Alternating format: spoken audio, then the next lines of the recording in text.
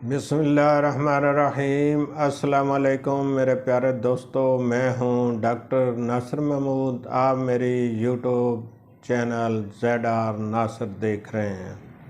मैं तमाम देखने वालों को खुश आमदीद कहता हूं और साथ ही ये रिक्वेस्ट करता हूं कि तमाम दोस्त मेरे चैनल को सब्सक्राइब कर लें और साथ लगी बेल को प्रेस कर दें ताकि हर नई आने वाली वीडियो फ़ौरन आप तक पहुंच सके और आप उस वीडियो को देखकर अपनी मालूमात में इजाफ़ा कर सकें। तो आज की इस वीडियो में मैं जो आपको बताने वाला हूं वो है बच्चों की एक बीमारी है राशा, जिसको राशा बोलते हैं। तो ये बच्चों की बीमारी है। इस बीमारी के मतलब मैंने नेट पे सर्च की है तो वहाँ एक अजीब सी बात सामने आई है। राशा का मतलब वो लिखते हैं कि हाथ का कांपना, हाथों का कांपना, सर का कांपना, जिस्म का कांपना, इसको राशा कहते हैं। नहीं, ऐसा बिल्कुल नहीं है। एक दफ़ा पहले भी मैं आपको बता चुका हूँ कि मैंने जरियान के मतलब नेट पे सर्च की तो उन्होंने उसको सुजाक कहा है। नेट वाले जरियान को सुजाक कहते हैं। ऐसा बिल्कुल नहीं है। सुजाक और चीज़ है, जरियान और चीज़ है। बिल्कुल इसी तरह ये जो राशा की बीमारी है ये बच्चों की बीमारी है, ये बड़ों की बीमारी नहीं है।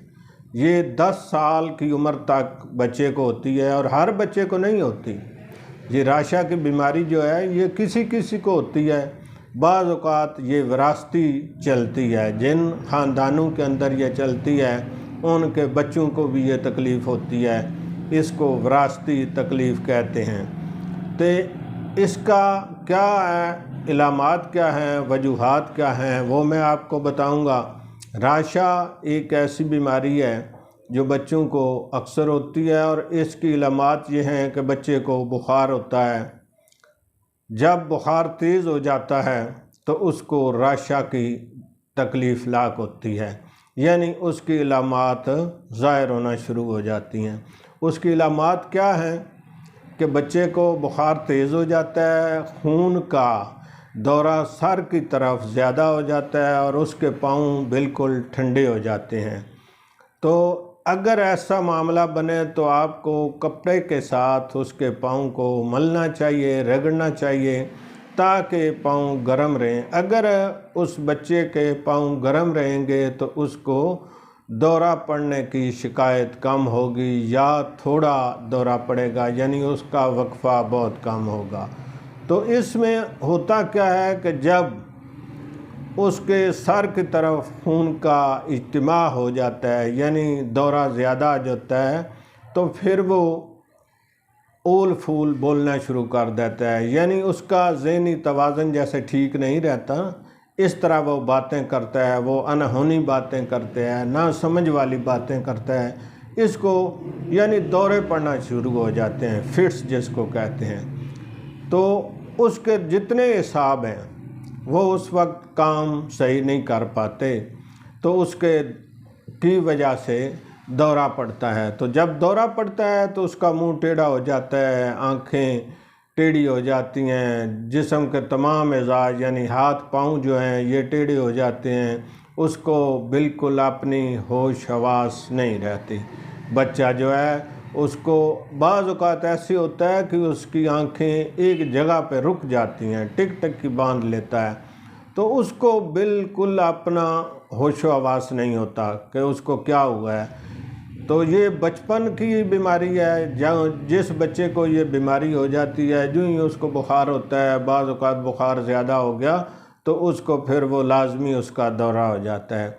तो ये जानलेवा भी साबित हो सकता है। जो मैंने देखे हैं, 2-3 ऐसे बच्चे देखे हैं जिनको वो दौरा पड़ा है तो उनकी जान भी चली गई है, क्योंकि जितने हिसाब हैं वो डिस्टर्ब हो जाते हैं, यानी पूरी बॉडी का निज़ाम डिस्टर्ब हो जाता है। जितने फंक्शन हैं, दिमागी हैं, एसाबी हैं, तो उसके वो जवाब दे जाते हैं, जिसकी वजह से तशन्नुज टाइप उसको हो जाता है।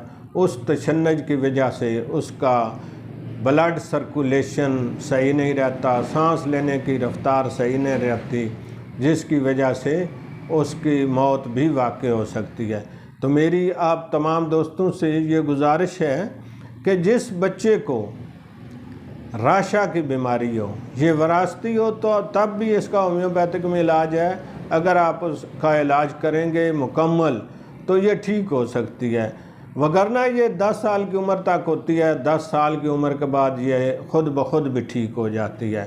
تو جو ہی جس بچے کو یہ تکلیف ہو جائے تو اس کو آپ فوراً ہومیوپیتھک دوائی اس کے منہ میں ڈالیں تو فوری آرام آ سکتا ہے۔ یہ میرے تجربے کی بات ہے، میں نے 2 کیس ایسے دیکھے ہیں کہ جب ان کے گھر والوں نے کہا کہ اب بالکل ہمارا بچہ ختم ہو چکا ہے، تو اس وقت اس کے منہ میں وہ قطرے ڈالتا رہا، تو تھوڑی دیر کے بعد اس نے آنکھیں ادھر ادھر کرنا شروع کر دیں۔